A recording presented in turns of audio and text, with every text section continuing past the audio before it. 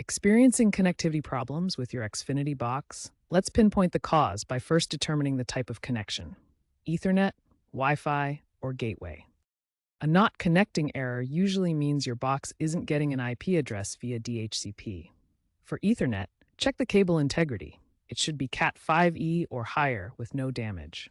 Test the port functionality by trying it with another device.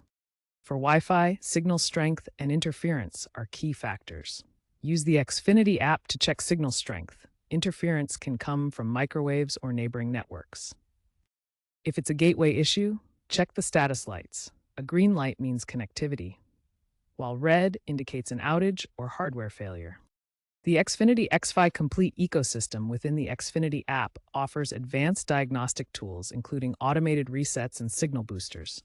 As of late 2025, Xfinity reported a 15% increase in gateway failure support tickets due to firmware glitches, particularly in XB7 and XB8 models.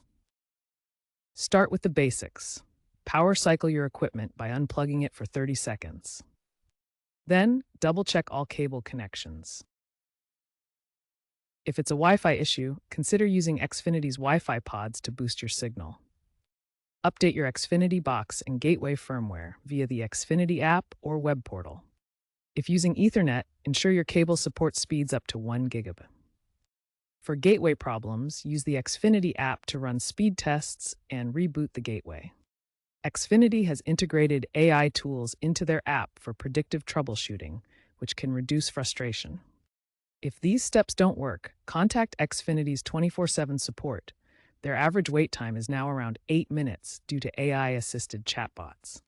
Remember, most connectivity issues, 80% according to Xfinity, are hardware-related, so check all components. Also, look to community forums like Reddit's Xfinity for user-generated fixes.